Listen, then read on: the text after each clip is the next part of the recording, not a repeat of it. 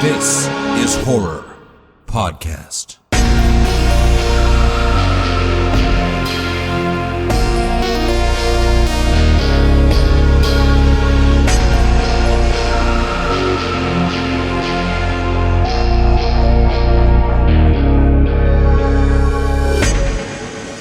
Welcome to This is Horror, a podcast for readers, writers, and creators.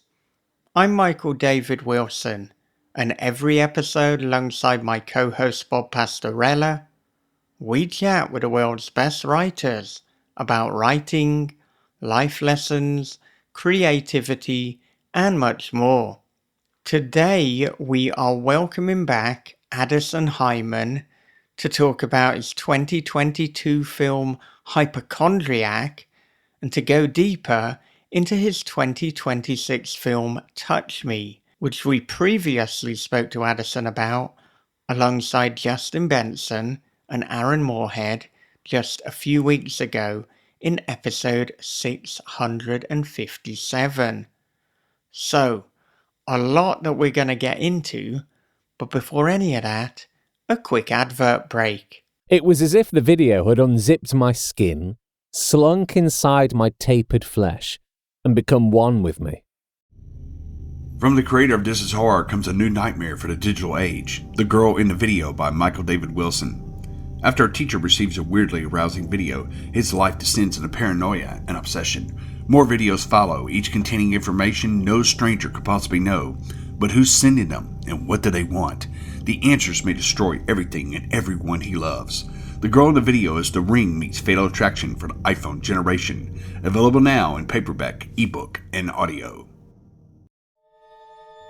From the host of This is Horror Podcast comes a dark thriller of obsession, paranoia, and voyeurism. After relocating to a small coastal town, Brian discovers a hole that gazes into his neighbor's bedroom. Every night she dances and he peeps. Same song, same time, same wild and mesmerizing dance. But soon Brian suspects he's not the only one watching, and she's not the only one being watched. They're watching is The Wicker Man meets Body Double with a splash of Suspiria. They're Watching by Michael David Wilson and Bob Pastorella is available from thisishorror.co.uk, Amazon, and wherever good books are sold. Okay, with that said, here it is. It is Addison Heimann on This is Horror. Addison, welcome back to This is Horror. Thank you. Thank you so much for having me. So the last time that we were talking, we spoke about your first experiences with story, but this time I want to go back even further because I want to know what were some of the early life lessons that you learned growing up? Whoa. Oh my. That's so funny. I'll do one. I remember this specifically because it haunts me.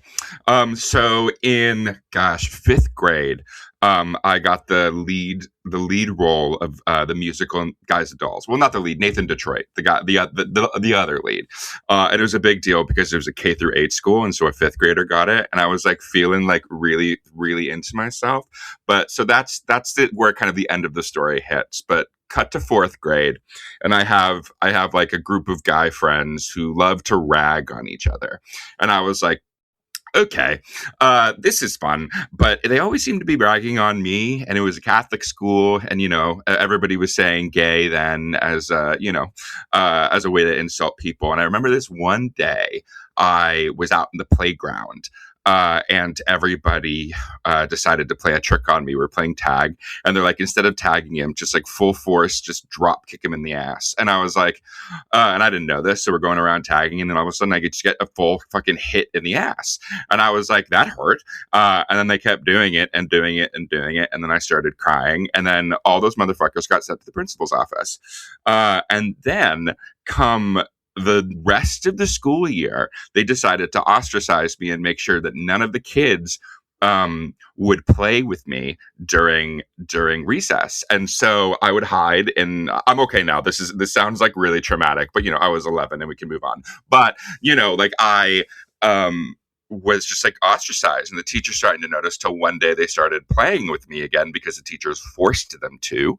And I they didn't want to, and then they just kept going for me to make sure I was it. And I was kind of a little like slow and not that athletic. And then I just was like, no, I'm not going to do this again. Then cut to 5th grade. I'm the lead of the musical, and for some reason we really like theater in there. So all my friends were also with me too, and they just decided to be friends with me again, like nothing happened. And I was just like, okay, cool. And I did it that year because I had no other choice, because I had no friends, and we just like existed like nothing had happened. And then I was like, I never will be friends with these people again. And I left the Catholic school and I went to public school.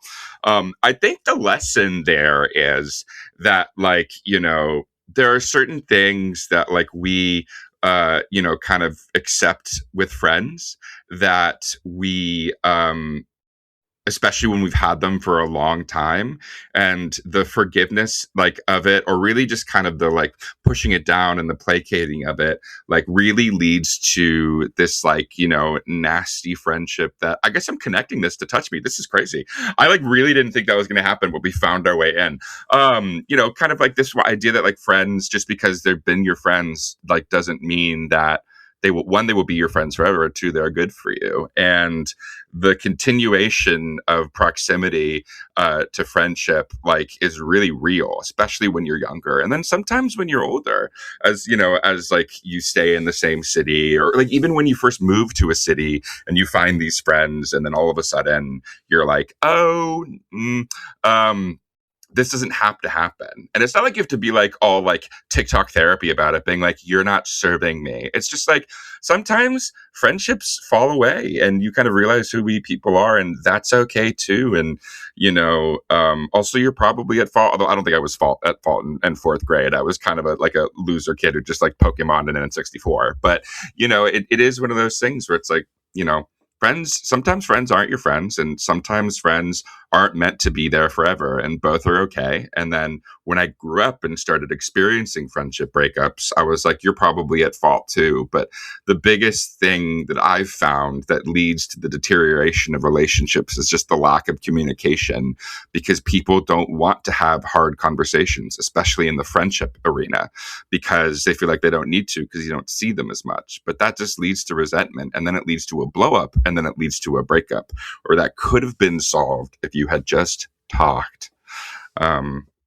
Which essentially is kind of what Touch Me, kind of originated Touch Me, and what I was exploring in the movie. So there, full circle. Yeah, I thought to begin with, we'd probably talk a little bit about your previous movie, Hypochondriac. Yeah, sure. Absolutely. But you've linked it so well to Touch Me that we're going to have to kind of reverse, like in some bizarre kind of rewind. Yeah. I mean, Hypochondriac and Touch Me are connected, maybe not obviously stylistically, but they're definitely connected kind of in my own mental health journey. So like they definitely speak to each other a lot. So we can even go back and forth, whatever you want. Yeah, well, it's interesting, you mentioned about the connection, and I think that they're almost both part of the same piece, but you've got Hypochondriac is the super pitch black dark version, and then Touch Me has a little bit more playfulness and lightness to it, which is, of course, not to say there aren't jokes and there's not humor in Hypochondriac. Right. I mean, for goodness sake, there's a Donnie Darko massive wolf throughout the whole thing, and you've got a Homeward Bound reference. Yeah, not only that, but like the funniest scene for me in Hypochondriac is when they're making pottery together, and there's the ghost sequence. Like people were like, "Oh, I laughed at that." I'm like, "Yeah, that was intentional. It's ridiculous. Like he's making pottery with his inner child as he's like dressed as a Donnie Darko wolf." So. Yeah, no, I wanted to talk about that. I mean, at what point So we are going into hypochondriac. This is Yeah, going to be all over we the found place. But we found our way back in, right? You know, I'm Yeah. just like, yeah, we can start touching me, but then all of a sudden, hey, we brought back to the first. So That's it. And at what moment did you know you were going to recreate the famous pottery scene from Ghost? I mean, what was that kind of part of the reason as to why you made Will a potter to begin with? Was it yeah, to get that scene in? I wish I could say, you know, like now that I made that movie. Well, we filmed that movie 5 years ago, which is crazy. But the answer, it's always dumb because the answer is no. But like it's because usually when I do things like I find them that I find funny, I put them in and then kind of try to connect them later. But the real reason Will was a potter is because no one wants to originally. So in the original draft of Hypochondriac was written in the throes of my mental breakdown as I was recovering and getting functioning of my arms back. I decided to do just like a very like shot for shot, word for word, exactly what happened to me, which made it a very messy and unmakeable film because it was about my mother. It was about a friend who died. It was about him thinking he had Lou Gehrig's disease. It was about, the American medical care system. It was about like moving to a new city and then having something go wrong and losing all of your friends because you're not good enough friends for them to care for you. Like it was just like all these things that I was kind of experiencing at the time. And in the movie, he was just a writer, and that's like boring. No one wants that.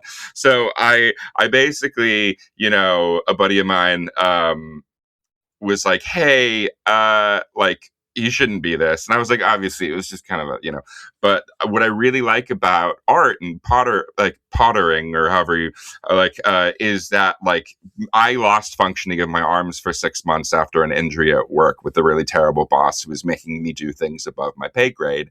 And so I was like, what is the most devastating art form that like if you lost functioning of your arms, that just happened to me, a potter, and so I watched a lot of the, like, I can't remember the show now, but the British Bake Off, but for pottery. Like there was very specifically that show, and I learned about it, and I was like, oh yeah, this is exactly right. And I was able to like create kind of not the metaphor, but like the real version it would actually led itself really well to the world of high concept or high price pottery, because they do have a lot in common in a way.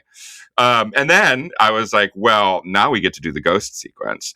So now that I was like, so Potter came first, and I was like, well, clearly we have to have a pottery sequence in which he makes pottery with his man in a wolf costume, and then we can have his throat slit and be like this insanity type scene. And I was really, really, really proud of that scene. so yeah. No, you absolutely should be. And, it's so kind of shot for shot Ghost that anyone who's familiar with Ghost, which should be everyone really, they know exactly what you're doing from the off. That, like, even in the modern sense, it's been memed to death. Like there's been so many videos. It's like, we know that scene. And so, I mean, for people who aren't familiar with Hypochondriac, I suppose we should start with giving them the elevator pitch. Oh, sure.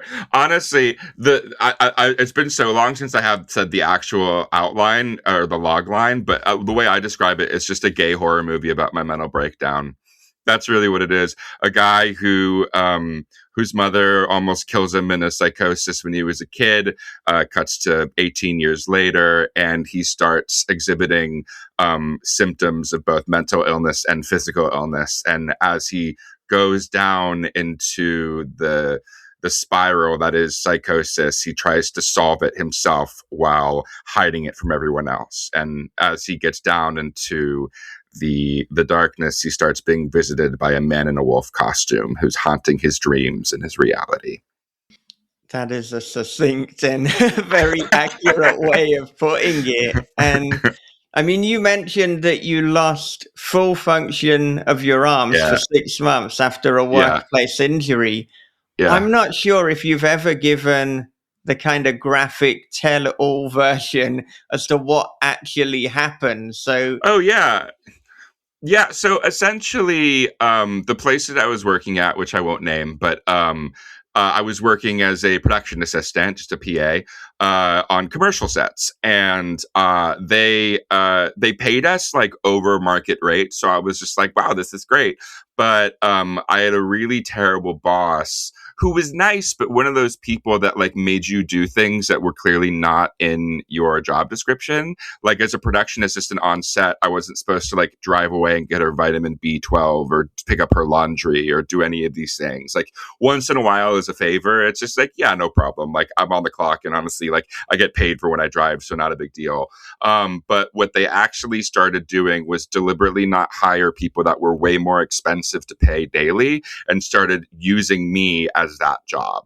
So for example, like for what's called prep and wrap before and after a shoot, you have what's called, a grip, or anybody in the G&E team who handle the lights and the equipment that use the lights have to lift and use all these really, really heavy everything, like anywhere from like C stands to like what are called RE Sky panels that look like giant widescreen TVs that are like 90 to 100 pounds, huge metal bars, like all these things. And they had them in the studio, but the only way you can get them upstairs was to walk them upstairs. And usually you have like 3-4 people in the setup using freight elevators and things to lift. And I had none of that. And I was the only one doing the work. And there was even somebody whose job it was to help everybody there, who decided he just wanted to make music by himself in the corner and just tell me where things go. So overall, I was dealing with like a culture of being underpaid, not being unionized, and not really understanding that this was a bad thing. And also, while this was happening, I won't just be like, this job was the reason everything happened, but my mother is bipolar, and she's been bipolar since I was 12. I mean, she's been bipolar probably her whole life, but it really started manifesting when I was 12 years old. And she's been through episode after episode after episode, specifically manic episodes, in which she gets very paranoid the longer she goes off of her medication. And what she does for me is she starts leaving these like kind of mentally abusive voicemails that run the gamut of everything that really fuck with your brain. So it's like my best friend at the time, she told me that I shouldn't trust, but wouldn't give me a reason. And these were voicemails. And then you would call and you would ask, and she would never remember why. Like she was obsessed with like thinking like when I was a kid that there would be a bomb in the pool heater, or like somebody was going to blow up the school. So she would pull my sisters out of school. She thinks the CIA is after her, and therefore they're trying to use me to get to her.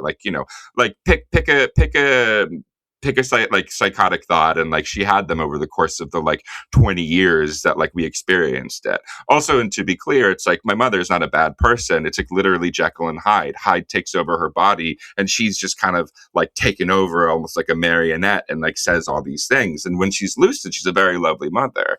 But the problem is when my dad and my mother are separated, like my mother was left alone. And the worst of it happened like during the pandemic, which I guess is like right around the time I was going to make this movie, or like rewriting this movie. And so I took legitimate copies, like direct to text voicemails of my mother, and the voicemails that you listen to in the movie are my mom's actual words. And so that was happening, and I started exhibiting these symptoms of just like nausea and dizziness, and I started Googling my symptoms, and I was convinced that and then of course the thing about the algorithm is once you click on one disease, it just starts to like kind of center you towards there. So my brain decided to hyper focus on ALS or Lou Gehrig's disease, where you just slowly have your body fail you and your muscles like shut down until you eventually can't breathe, and then you die. So I was like, I probably have this, but I'm also trying to prove to myself that I don't. So if I wasn't trying to prove myself, I probably would have spoken up to my boss and be like, hey, you kind of are taking advantage of me.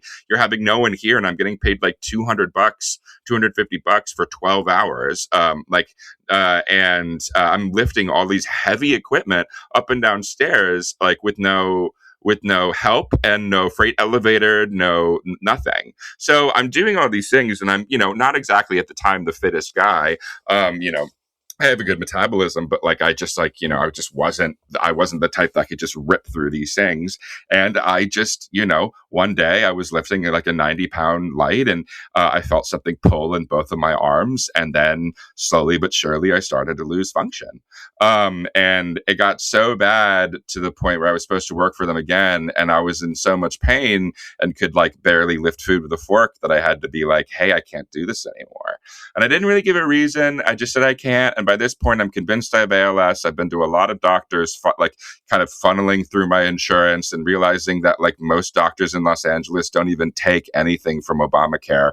Not to like get into like the failures and the functionality of the failing American healthcare system, but it is what it is, and so it got so bad that my roommate was like, Addison, I think you need to go home. And I was like, yeah, you're probably right. And my arms were not getting better. And I was convinced I was dying. I was having panic attacks left and right. And then I went home to my dad, my like completely no understanding of mental illness father, who's grown now, but at the time it was like an incredibly useless and unhelpful month. As thank God I had a therapist who was like, I'm talking to you every day, you really need help, and which prevented me from going in the hospital. And I got on antidepressants, and I was on a shit ton of Xanax, and then I went to see my dad's doctor, who again didn't really give me a straight answer on what was happening. I'd wake up in the middle of the night because I convinced myself that I couldn't focus on my breathing, that I would stop breathing. And when you do that, you have these like gasps of like feeling like you're drowning. When I was watching movies, like, I would just shoot into panic attacks where my entire body would just feel like it was hot and like lasers were shooting up my body. While I was watching Tom Cruise's The Mummy. And like, it was just like, it's just like a ridiculous, like, landscape of amalgamation of bullshit. And so after a month, like I fixed my brain a little bit. My body was still broken because I was like, it was that stupid thing where it's like, you're like, don't use your arms. And I'm like, well, if I don't use my arms, like I can't drive, like I can't type, I can't do any of these things. You have to use them a little. But, I got there and I couldn't stand my dad anymore. I love him now. This is not a shading on my dad. He told me I got one movie to make about him, so we're all good. But like so I went back and this is like, you're taking me down memory lane. And so my friend was like, why don't you see a massage therapist? And I did. And he massaged it so bad that I re-injured them even further. And I got even more hurt. So I stayed on the couch for 4 weeks. I finally got a prescription for physical therapy, but I had to wait until the swelling had gone down. And I decided to stop moving, which was the dumbest thing I could have done, because you can't just stop moving if you have an injury. You can rest it for a few days, but I just stopped moving. And I was on the couch for 12 hours. So everything seized up. So by the time I got to physical therapy, I was in so much pain at that. It took like 3 months before I was finally able to regain full function. And a lot of that was finally basically them being like, you just have to do functional movement, even if it hurts. And I was like, okay. And that started getting back. But while that was happening, I was going through intense symptoms of like brain fog and panic and all this stuff that came rushing back. So I finally was able to see a neurologist who gave me an MRI of my brain. And then the MRI came back clean. And then all my symptoms went away. So the thesis, I guess, behind the movie Hypochondriac is you'd be shocked how the mind can affect the body, because it literally does, and it happens all the time. At the time, I had undiagnosed obsessive compulsive disorder, and if I had known that, that probably would have helped, because like my OCD that I was hyper-focusing on was dying of Lou Gehrig's disease. And it doesn't help, it's like, this was before AI, right? So I couldn't go to a chat bot and being like, I'm dying. And at least with that, like at ChatGPT, they'll be like, no, you're not. At least I could be like, no, which makes it a little more, I don't know.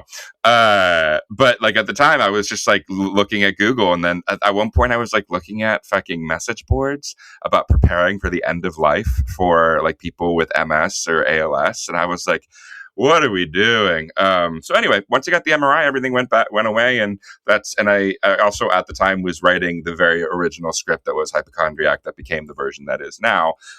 So over the collection of like, whatever it was, 6 months, I say it's 6 months because when I injured myself, but it was like getting bad like about a month before, because right then I'd also visited my mother and stayed with her for three days, and like had to just listen to all these like, conspiracy theories about how I shouldn't trust anybody, and that like I'm a terrible person, like all this stuff. And so, yeah, that's the story, and that's what everything Hypochondriac is based off of.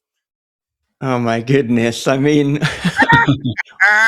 what a thing to live through, and I mean, thank goodness you did live through it, because for some people, that might be the end right there. And yeah, no, I mean, I know, and like I talk about this a lot more so now that I like know I have obsessive compulsive disorder, and I've gone through a lot of OCD therapy. It's called exposure and response prevention therapy. But like people with OCD have some of the highest suicide rates amongst like the neurodivergent disorders and stuff. And so like, there's definitely, I mean, there's like I never, because in the movie there's a pretty really dark moment where Will almost like, slits the wrist, and he's with his wrists, and he's with the wolf, and there's that moment where you like sit there and you're like, and that's the thing, it's like the whole movie for me, because it ends positively, spoiler alert, but like sometimes you have to tell people that when you're like, you're gonna go down this rabbit hole, but you're gonna come out the other side, because that was like the whole point of that movie for me, was it's like, it's not about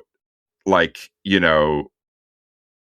failing because you're going through something hard, and like that's the message of mental illness. It's like, no, it's just really fucking hard, and we're sorry that it's hard. I'm sorry that it's hard, but like if you are willing to put in the work, and it's real work, because it's not fun, it's not painless, it's real and honest fucking work with therapy and like journaling and accepting the fact that your illness is going to handicap you for a bit. But if you can do the work and push through it, you will come out the other side a person who is capable of immense empathy. And also, like, you will have the tools that allow you to move forward, not necessarily in the perfect way, but a way that's manageable. And that was like my whole point with that movie, because by the time we got to filmmaking, I was through it. And like, I couldn't tell a movie about me where like, I think some people like, it's funny because it's like so long ago now, like none of any critique of it just bounces off me. But a lot of people were like, I hate the fact that it was all in his head. I hate the fact that no one died and there weren't real consequences to his mental illness. And I'm just like, that's not the point. This is like in my attempt to recreate a factual way of what it's like to live with something like this, live with something where you think you're dying the whole time, and you're not going to kill someone. I mean, you might. I mean, that's like a very like the deep darkest saying, but like really, like people with schizophrenia and bipolar are not as violent as media kind of claims that they are to other people. And so it's not about that, but like the war in your head is scarier because you're fighting demons that no one can see, and the only person that's at risk of dying is you. And that to me was kind of like the whole thesis and the whole exploration of that film. Yeah, that's one of the things that we learned when I was in college. I have a bachelor's science degree in psychology. We went through, 3 semesters of abnormal psychology, and it's like the final semester, they're like, hey, the thing you have to realize is when people are sick and they say, hey, do I want to, am I ever going to be better?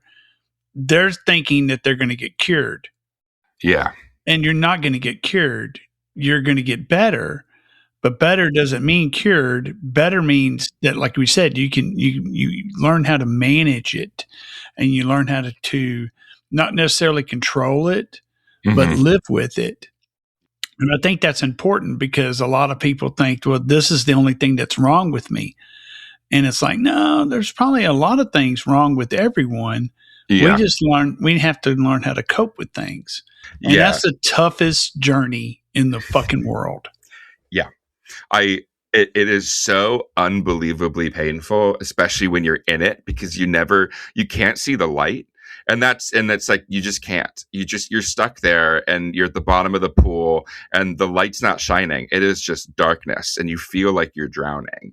And I will say but the really wonderful thing about making art about this is the ability to foster community through the act of collective, like, consumption.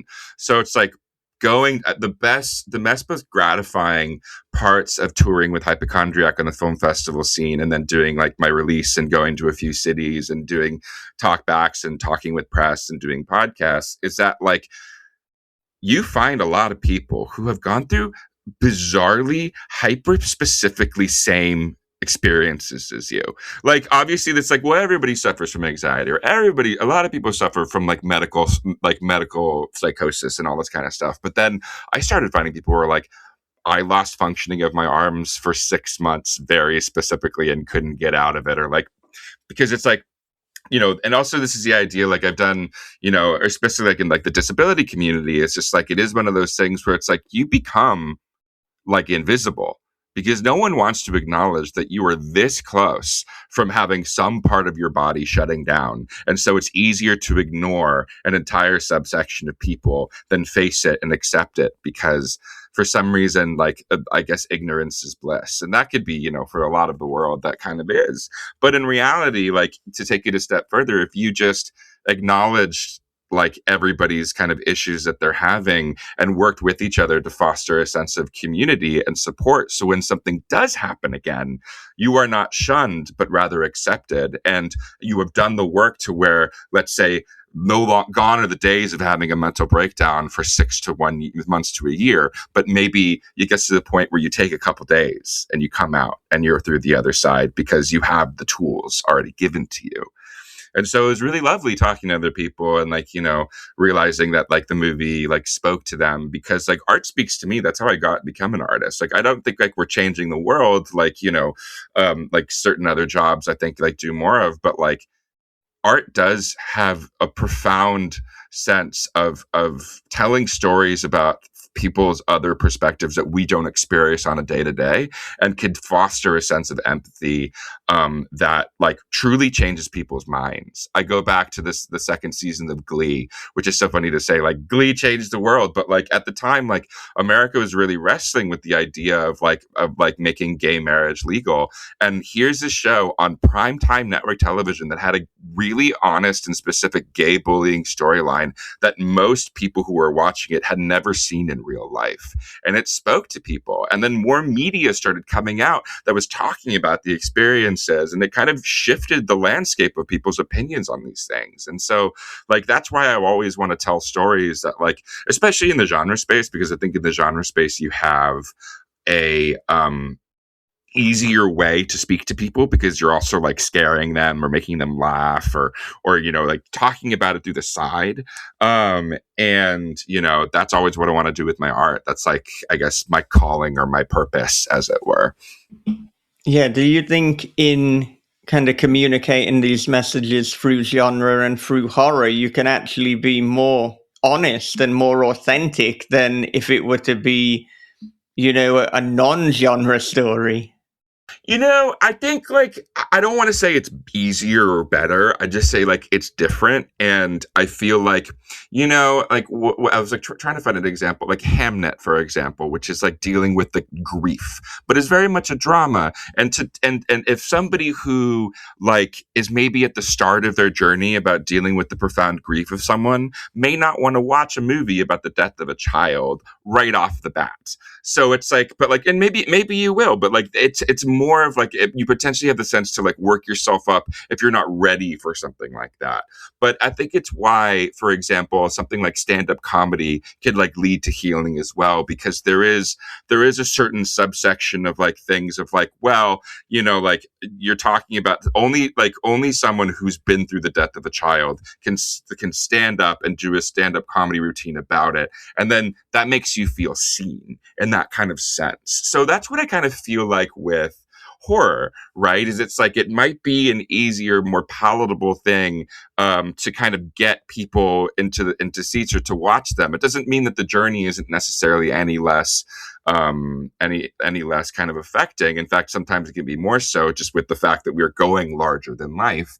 But actually, this kind of connects to hypochondria, to touch me now that I'm talking about it, because in a way, it's a form of exposure therapy, watching horror, because and it's like of a lesser one than watching, let's say, Hamnet, if you're going through the death of a child, because going through like the grieving process, because in exposure and response prevention therapy for OCD, you're supposed to, or one kind of thing that you can do is like write about the worst fear that you have through a like completely fantastical and hilarious way. So it's like, for like I use a couple examples of like thinking my boyfriend is going to break up with me, and then my life is going to be ruined because all his friends are going to leave me since they are my only friends, and my other friends who are on my side were like, oh, you didn't want to be friends with us before, so we're not going to be friends with you now. So I'm going to have no friends, and then all my collaborators are going to leave, and then I'm going to be alone in my house. I'm going to lose my house because I can't get a job because none of my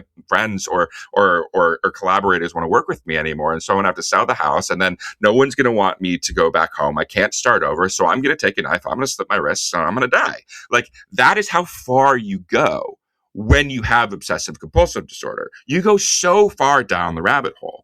So in an attempt to prevent that, you write stories like kind of exposing yourself to what your boyfriend could say that hits you the hardest. But in the background, unicorns are fully having an orgy, and they're coming oodles and oodles of just icing with sprinkles. And so every time your boyfriend is telling you what a piece of shit you are, or very specific terrible things you view about yourself, like you get shot with like icing and sprinkles, which is just unicorn cum. And so you start, I know this is ridiculous, but you start kind of shifting your perspective on it, because what OCD is, which is not what OCD is like the thoughts you have are antithetical to reality. There's a difference of like being like there are people who really want to murder people, and then there's somebody who is OCD who's afraid of murdering someone, even though they would never in their mind murder someone.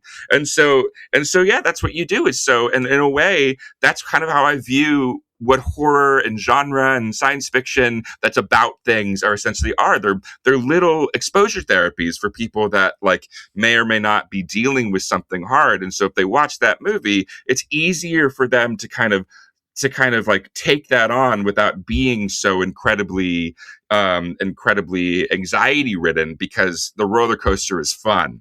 And while it may be about something serious, it's still fun. And so you connect kind of like your terrible memories to like this cathartic release of something that you were holding on to for so long. And it allows you to grieve, and it allows you to accept, and it allows you to move forward. And that's what I think art does, right? And so that's kind of long-winded answer to say that, like, that's why I think horror is profound, has a profound sense of a way to speak to people that may not be ready or prepared for something that directly deals with something in a very straightforward way. Yeah, so I was going to ask what tools you have for dealing with, when you find like an OCD episode is coming on. And it sounds like obviously exposure therapy is one of the best tools in that kit. Are there other things that you kind of use? Sure. I mean, it all kind of ties around exposure therapy. What I just talked about is like one example of how you do it. So another example would be, I do these things called loop tapes, where you basically write like a short little blurb of all of the fears that you have, like, like maybe like, say you're afraid of driving across a bridge, and because you're afraid the bridge is going to collapse and you just can't. So you're like, all right, you start with being like, I may or may not, like, the bridge may or may not collapse while I am driving over the bridge. I may or may not be forced to drive across the bridge because I'm in a city in which there is no connections to anywhere else but a bridge. I will get in front of the bridge, and because of me, the bridge may or may not collapse, killing thousands of people and immediately causing myself to hit my head and go unconscious. And I may or may not wake up under the wake up in under the water, and the glass may or may not break as the water slowly fills up in the car, and my seatbelt may or may not become undone as the water slowly fills my lungs, and I suffocate and I die. And the very distinct, and I'm not a therapist, so like this is just like specifically what works for me. I advise you, if you think you have obsessive compulsive disorder, to seek out a professional who does ERP therapy. But so this is what I do, is like I record myself. Like, that's not my exact fear, because I'm not so comfortable that I'm going to tell you, because they're so viciously terrible, right? They're so antithetical to who you are, like the worst kinds of things. It really scares people, because when you first have these intrusive thoughts, you think that because you thought this, you're this person, right?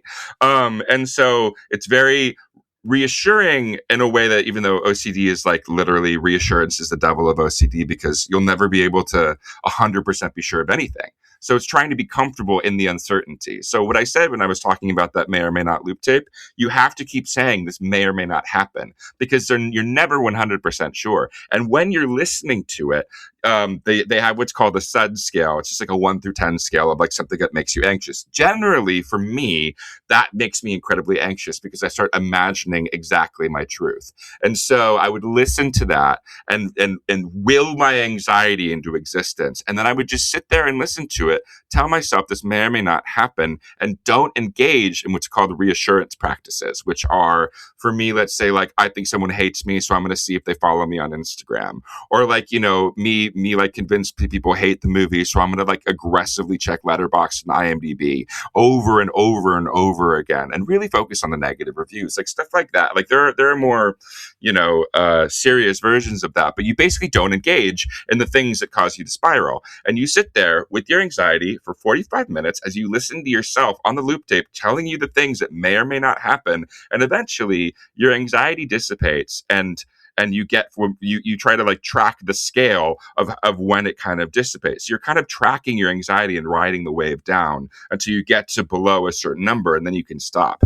And then you do it every day for a long time until the thing stops giving you, until your fight or flight starts triggering every time you have one intrusive thought. Because like we were talking about earlier, it's like the intrusive thoughts will never disappear, but you can definitely train yourself in a way to make them to know that they're just intrusive thoughts and don't matter, and to let them just flow out just as they went back in. It doesn't mean they won't come back. You can backslide at any moment. But like, those are like just two different examples of how you expose yourself to get yourself through that kind of like intense thing. And in fact, some of the exposures are like, let's say you're like, oh, I'm afraid, like, I'm going to kill a kid in a car crash. And then you like literally, it gets to, because you build yourself up, right? You start with like reading articles about people killing kids in car crashes. It's like the lower end of it, and you work your way that. But like maybe something in the mid tier and the upper tier is like you watching movies about kids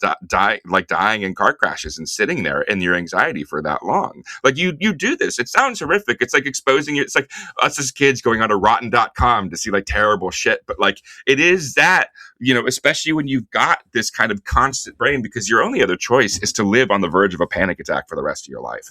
And that is a huge no. No, thank you. So yeah, every time I describe it, people are like, that sounds like hell. And I'm just like, yeah, but the other option is death. So, what else do you do? And I'm like, it works. It really does. It works more than, and I can't do cognitive behavioral therapy because that's all about logic, and it's all about looking at the facts. And my brain doesn't care about facts, because even if I'm 100% sure that I did not have a bad interaction, and I talked to that person, and I'm like, everything was fine, right? They're like, yeah, I'm convinced that that's not true anyway. My brain will always find a way around it. So the goal is to be comfortable in the not knowing, and that is basically the entire process of ERP. And how does this fit in with your creative process and writing? And I mean, I have to imagine that there are kind of some episodes or some times where it's not as conducive to writing, or perhaps Yeah. It's easier to be drafting than to be creating original material. So how does this all fit in?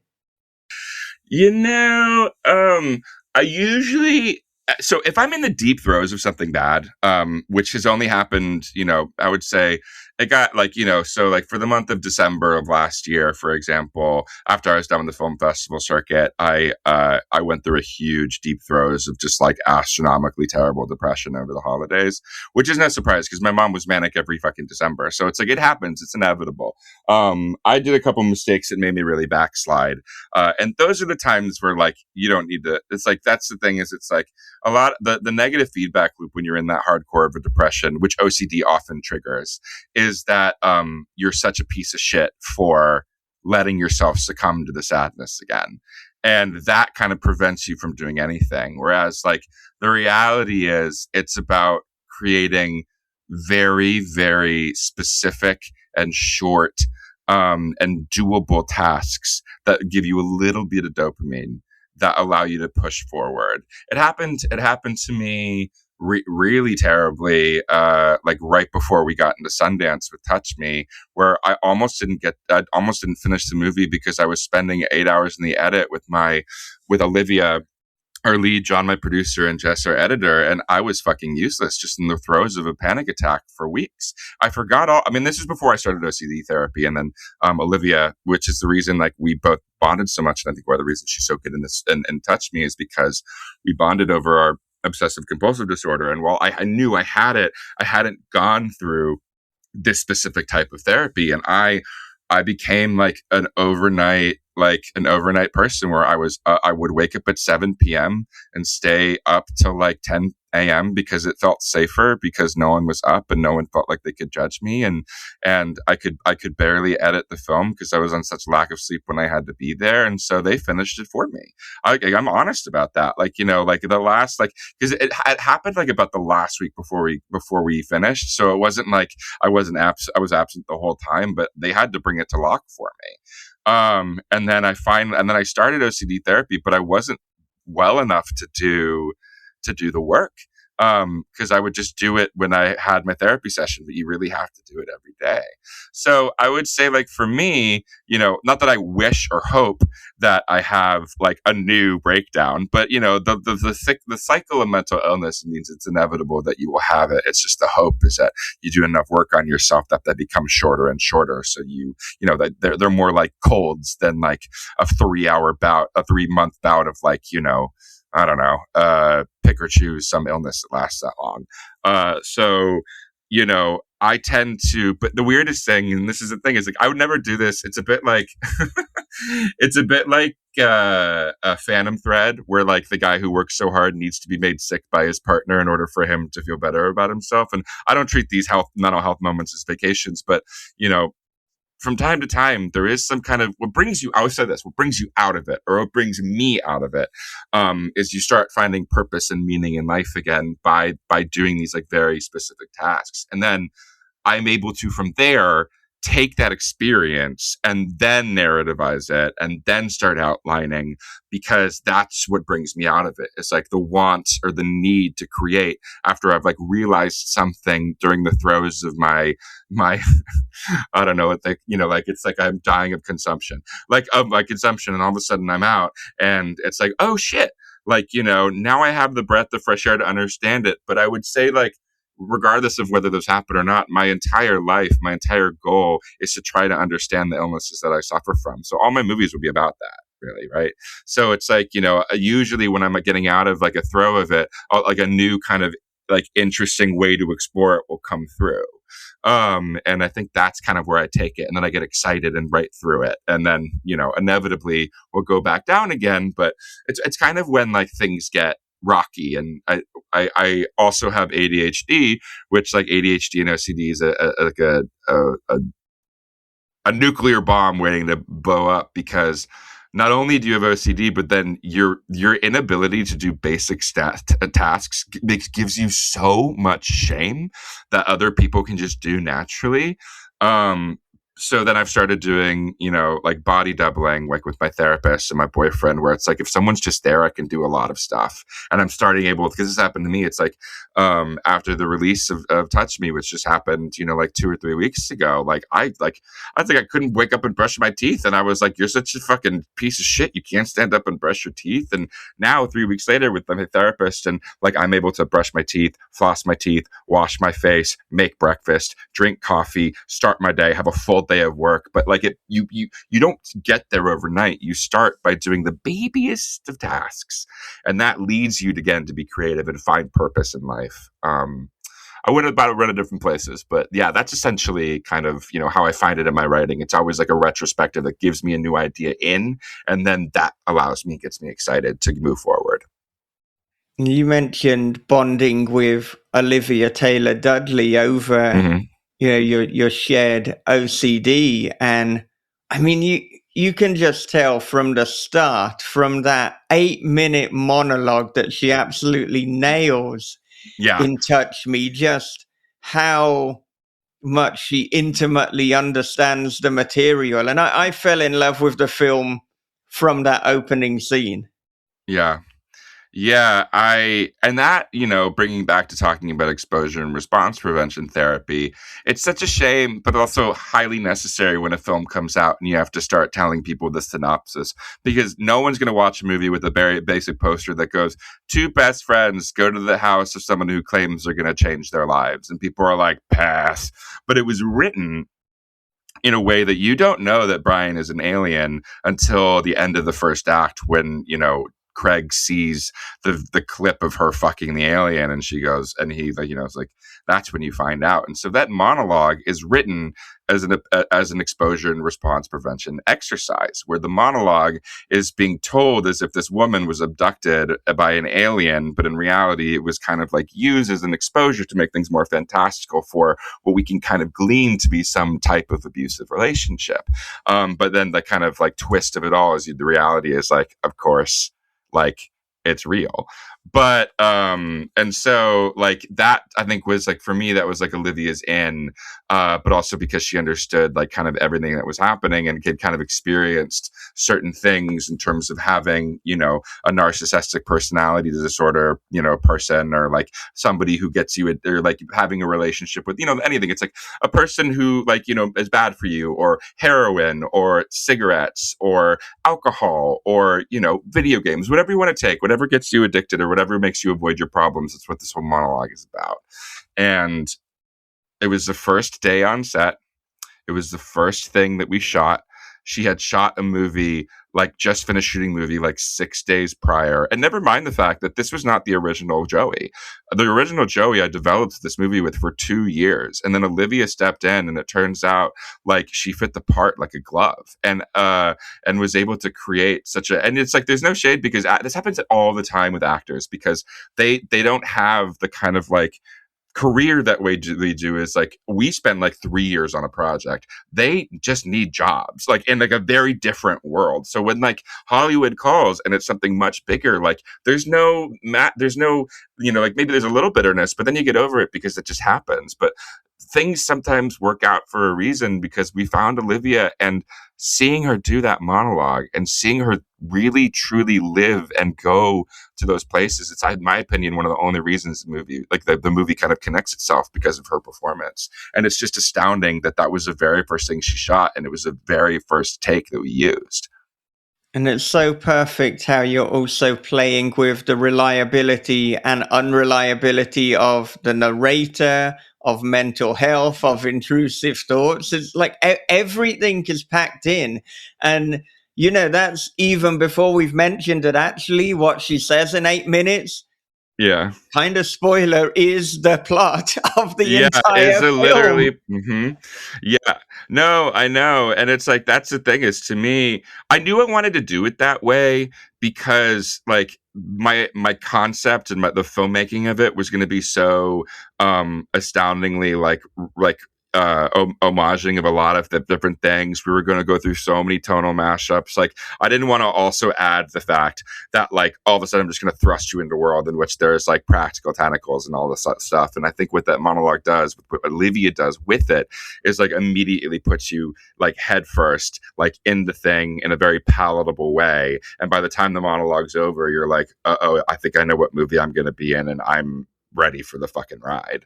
And like, it also is used as a, like, you know, the hint of like, because everything in that monologue essentially happens again. Like, it's just a repeat or a retread or set up of like everything that's going to happen, despite it being a story that happened in the past. And, you know, the movie then, when it's bookended by the therapist, becomes a story within a story.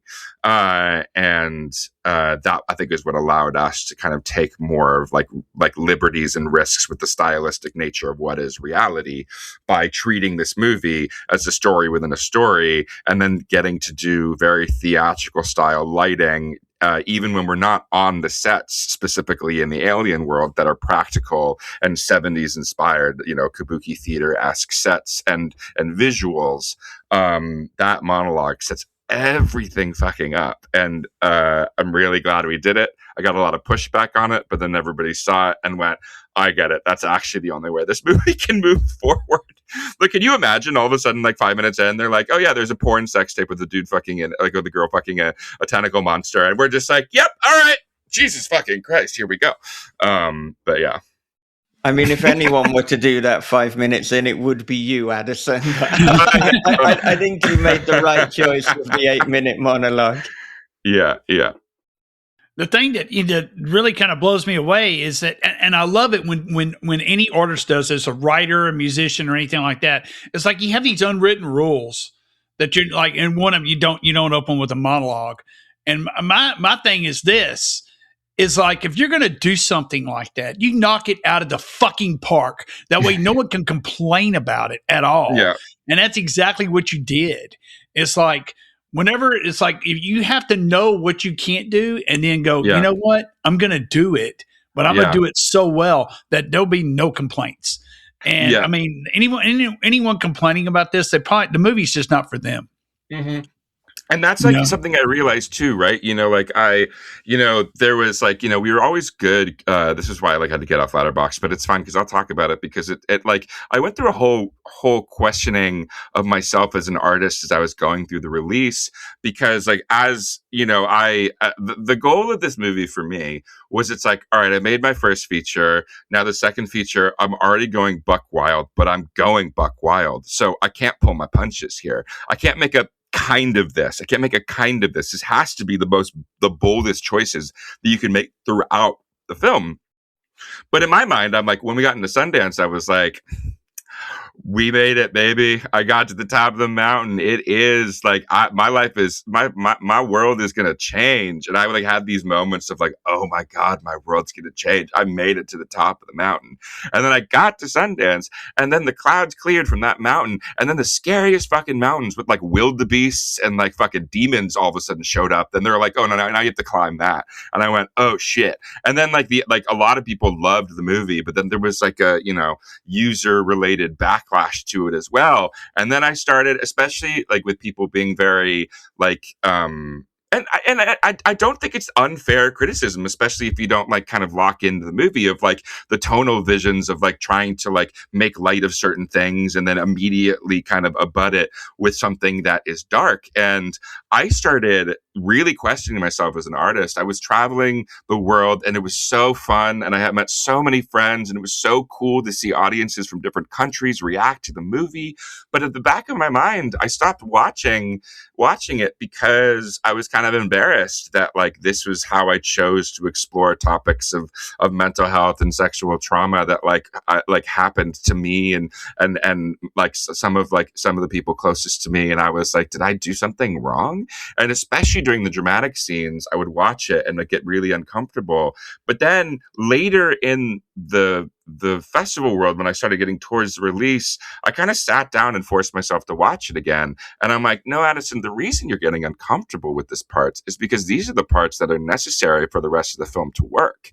you can't have these ridiculous kind of tentacle fucking movie tropes and like the colors without the like deep and utter groundedness that is these people's lived experience and their traumas. And you're getting uncomfortable because they're speaking to you and they're getting close to home. But if you sit through that, don't worry, there's going to be a laugh later. And that to me makes me go, finally, 14 months later, I go, no, I set out to make the exact movie I was meant to make or wanted to make. And I'm very proud of all of us because it's not just me that made this film. Every single person on this film had a direct impact on its artistry. And from now on, it's like, we'll see if I stick to this because my brain could backslide. But it's like, people have, I'd rather be 9 people's favorite thing than 100 people's 9th favorite thing is one of my favorite quotes from title of show musical. And that should be what I want to be like myself as a career is like speak to like every 9th person who goes, oh, dude, yeah, that's exactly what it feels like to go through an OCD breakdown. Or that's exactly like the kind of thing that like, makes it ring true what it was like to go through trauma like that as a child or even now. And like, that's happened to me over the course of this run. And it's like, those are the freaks that I found. And those are the freaks that I will continue to listen to because there are enough of us. And that made the whole process completely worth it. And I'm glad I went through this journey. I'm not like happy that I kind of abandoned my own film at one point, but like looking back on it now, like I'm through the like kind of looking glass and know that like this is the kind of shit that I want to make. And I'm not going to please everybody, and that's okay. Yeah, I think a lot of the things that you were worried about are the things that I perceive to be the strength of Touch Me. And I mean, exactly. Yeah. And I wanted to know how on earth you balance the comedy, the wildness, the over-the-top nature with these heavy thematic concerns. I think it's going to be a little bit of a retread of a former answer, but I'll try to build on it. That's like, that is what's helpful with the trauma that I've gone through. It's what helps me cope. It's what ERP is all about. Another example of like an exposure is like being afraid that I'm going to kill myself. I'm not suicidal, but I'm afraid that I'm going to do it. And so I imagine myself holding the knife as Elmo from Sesame Street touches my arm and goes, "Don't kill yourself, Addison, or Rocco will win." And I go, and so every time I think about suicide, I just imagine Rocco winning and Elmo being really mad about it. And that is, in a sense, is the tone of Touch Me, right? It's like, you have these like really devastating moments. And like, I'll take, for example, like it usually gets a huge laugh in the theater when Craig goes, hi, I was molested by my uncle. And then we do this like kind of fun bit. And then you watch him talk about the story that happened. And he realizes that it's not fucking funny and doesn't know where to go because he's using humor that's his whole thing. He's using this, what I did the whole time. He's using humor as a defense mechanism. And in reality, it's not humor first and then trauma. It's trauma and then exposing yourself to that trauma through funny ways that allows you to become a little more comfortable moving day to day. But like starting with the humor first as a cover for your trauma allows you essentially to make jokes that aren't jokes. And I am so guilty of it. And I was guilty of it for so long. And I'm probably still a little guilty of it. Jokes that are true, but that you use in like the humorous landscape, when in reality you should have just communicated that you were upset, or that you're not okay. And I'm just, as a person now, like who has gone through all of this stuff, I'm tired of lying to people. I think when it gets particularly bad, that's when I go away in my hole and I deal with it with my therapist. But like, if somebody like says, "How are you?" and they're not they're not like a stranger. Like I'm not going to go like, "How are you?" And I'm just like, "Well, let me tell you my life story."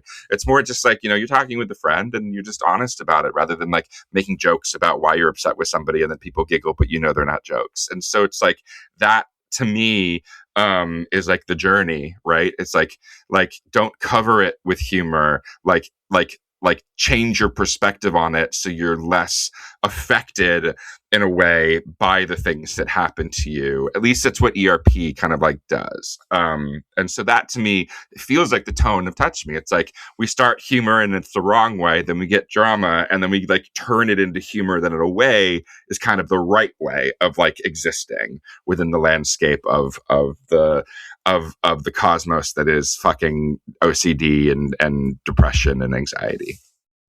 I relate to so much that you're saying here. And, whenever I'm talking about traumatic things that I've gone through, it's really difficult for me to not make a joke or to add some humor or to try and inject some lightness. I can't just kind of upfront be like that. This was terrible. I have to make jokes. And it's funny. There's like a different, it's like there's something that like is like there's something that's changed with me. It's also interesting too, right? Is it's like when you've gone through, like, I'm not saying this is a beautiful thing. It's like, I think the unhealthy thing about dealing with your trauma and you're not kind of over it is thinking that the worst things have happened to you and nobody else can kind of understand you, versus understanding that like a lot of people can understand you, but like you can't, when I'm going through this, because I've had to talk about my life, my trauma, because I can't not do it in press because it is just what the movies are about. And I can't be like, well, I don't know. And it's just like, because I just write from a very personal place, and not everybody does. And some people do and don't want to talk about it, and that's okay. And some people don't write about personal, and then they find success and they write really honestly too. It's like, there's all different versions of creation. But for me personally, it's like, no, this is part of it for me. I also have to find a way to make it palatable, but it's like a different thing, right? Is it's like, but this is also like once I have been through it and gone through the other side, when I'm dealing with something like really specifically of the moment, like my perspective changes. And actually that's when people know that I'm really down, because I will stop making jokes and it'll just be really flat and honest. And I like doing that with people because it leads to more like, grounded and connected conversations with like with like specific and real friends that I have in my life. But, on the other side, like, it's like I'm on a stage doing a Q&A, you have to make it palatable because no one wants to listen. I mean, people do, like, if they're in the right mode for it, but in a movie about tentacle fucking, like, we ride the wave in my Q&As and my intros, much like we ride the wave in the movie. So there's like this like kind of protection there for me that allows me to talk about it. But I've done it so many times and I've done the work that like it's no longer affecting. And so that's like the different perspective that I have on it now, if that makes sense. Thank you so much for listening to This Is Horror. Join us again next time for the second and final part of the conversation with Addison Heimann. But if you would like to get that and every other episode ahead of the crowd, please become our patron at patreon.com/thisishorror. You'll also be able to submit questions to every single interviewee. And very soon we will be chatting with Jed Shepard, the writer, director, and producer responsible for a number of films, including Host and Dashcam. And in addition to that, we will be welcoming back Dan Howarth, the former This Is Horror podcast co-host, to talk about his forthcoming novella, Drone.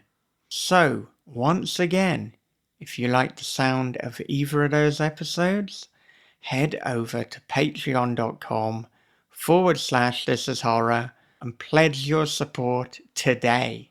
Okay, before I wrap up, a quick advert break. From the host of This Is Horror podcast comes a dark thriller of obsession, paranoia, and voyeurism. After relocating to a small coastal town, Brian discovers a hole that gazes into his neighbor's bedroom. Every night she dances and he peeps. Same song, same time, same wild and mesmerizing dance. But soon Brian suspects he's not the only one watching, and she's not the only one being watched. They're Watching is The Wicker Man meets Body Double with a splash of Suspiria. They're Watching by Michael David Wilson and Bob Pastorella is available from thisishorror.co.uk, Amazon, and wherever good books are sold. It was as if the video had unzipped my skin, slunk inside my tapered flesh, and become one with me. From the creator of This Is Horror comes a new nightmare for the digital age, The Girl in the Video by Michael David Wilson. After a teacher receives a weirdly arousing video, his life descends into paranoia and obsession. More videos follow, each containing information no stranger could possibly know. But who's sending them, and what do they want? The answers may destroy everything and everyone he loves. The girl in the video is The Ring meets Fatal Attraction for the iPhone generation. Available now in paperback, ebook, and audio. As always, I would like to end with a clip from a previous episode. And today is taken from episode 536, in which Chuck Palahniuk talks about mainstream entertainment. My job isn't to fix anything, but my job is to kind of look around and try to fix myself. And whenever I look at things, mainstream entertainment on streaming and through the sort of conventional channels, it always seems so tepid. And it seems so audience tested. It seems so completely so disappointing. Ultimately, it never really emotionally or psychologically exhausts me. It never takes me to a place that cathartically completes something in me. So I always find myself just watching 500 hours of it because I'm hoping to get burned out by what good entertainment used to do in half an hour. You know, a good short story will give you that complete exhaustion and peace in an hour. But bad entertainment, you have to binge watch it for 100 years, and you still don't feel that kind of complete catharsis. And so in my work, I'm trying to give people a much more complete catharsis because I think what they're getting from the mainstream channels is so tepid and so watered down to try to build as large an audience as possible. And so I think that's why people have to watch so much of it for a continually diminishing margin of returns. They're getting very little for their time and attention. And so they're forced to watch more and more of it. And so I will take the gamble of offending them and really pissing them off I will take that any day over making them bored and making them, read 800 pages for a really marginal payoff. If you would like to listen to the full episode with Chuck Palahniuk, you can listen to episode 536 of This Is Horror Podcast. Or if you want the video version, it is available on YouTube. youtube.com/@thisishorrorpodcast. And if you would like other inspirational clips from past episodes, then please do follow us on TikTok and Instagram @thisishorrorpodcast. Well, that does it for another episode of This Is Horror. So, until next time, for the second and final part with Addison Heimann, take care of yourselves, be good to one another, read horror, keep on writing, and have a great, great day.